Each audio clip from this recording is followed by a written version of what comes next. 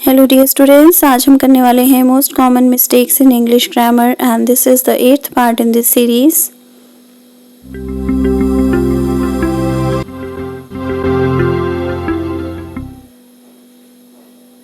Using the wrong preposition.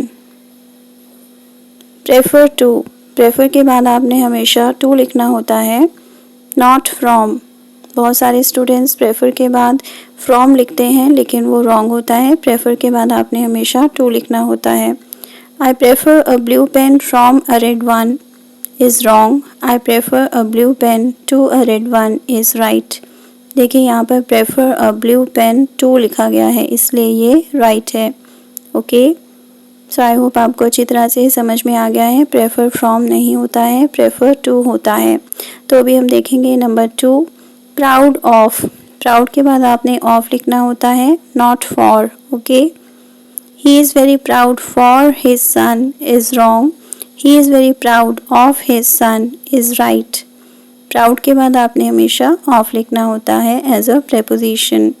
So I hope आपको अच्छी तरह से ये भी क्लियर हो गया है। आपने ये सभी सेंटेंसेस अच्छी तरह से समझने हैं और आपने समझना है कि कुछ पर्टिकुलर वर्ड्स के साथ कुछ पर्टिकुलर प्रेपोजिशंस ही यूज़ करी जाती हैं। आप नोटबुक्स में नोट बनाते रहिए। ओके, नोट्स को आपने बनाते रहना है और इन्हें लर्न करना है और प्रैक्टिस भी करनी है। तो चलिए अब हम देखते हैं नेक्स्ट क्या है। नेक्स्ट है रिजॉइस एट और in, not for. Okay, we rejoiced for her success is wrong. We rejoiced at her success is right. Okay, rejoiced का मीनिंग होता है खुशी मनाना। हमने उसके सक्सेस में खुशी मनाई थी, तो यहाँ पर आपने rejoiced at लिखना है या फिर in लिखना है, लेकिन for नहीं लिखना है। ओके, सो आई होप आपको ये भी अच्छी तरह से क्लियर हो गया है। आपने इसे भी अच्छी तरह से लर्न करना है और ये मिस्टेक नहीं करनी है। तो चलिए अब हम देखते हैं नेक्स्ट क्या है। नेक्स्ट है रिलेटेड टू। रिलेटेड के बाद आपने हमेशा टू लिखना होता है, विद नहीं लिखना होता है। इसमें भी बहुत सारे मिस्टेक्स करते हैं, बहुत सारे स्टूडेंट्स मिस्टेक करते हैं। ओके, तो चलिए अब हम देखते हैं सेंटेंसेस क्या हैं। Are you related with Sohan in any way. Are you related to Sohan in any way.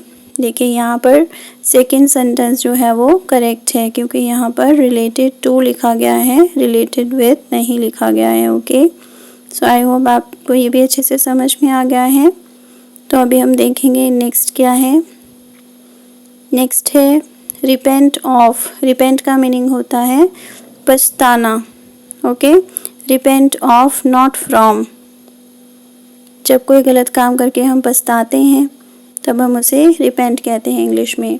He repented from his crime is wrong. He repented of his crime is wrong. Okay, जब हम कोई गलत काम करते हैं और पछताते हैं और हम उसका प्रायश्चित करना चाहते हैं, हम उसे सुधारना चाहते हैं। ओके, तो यहाँ पर हमने रिपेंटेड फ्रॉम जहाँ लिखा है वो सेंटेंस रॉन्ग हो गया है और रिपेंटेड ऑफ जो यहाँ पर लिखा गया है वो राइट है। ओके, आई होप आपको अच्छी तरह से समझ में आ गया है। तो अभी हम देखेंगे नेक्स्ट क्या है। नेक्स्ट है सेटिस्फाइड विद। सेटिस्फाइड के बाद विद होता है, फ्रॉम नहीं होता है। इसमें भी बहुत सारे स्टूडेंट्स मिस्टेक करते हैं। Are you satisfied from your work is, are you satisfied from your marks, are you satisfied with your marks. तो देखिए यहाँ पर सेकंड सेंटेंस जो है वो करेक्ट है। Are you satisfied with your marks. क्या आप अपने मार्क्स से सेटिस्फाइड हैं, संतुष्ट हैं। ओके, सो आई होप आपको ये लेसन अच्छे से समझ में आ गया है। Thanks for watching, keep learning, see you in the next video.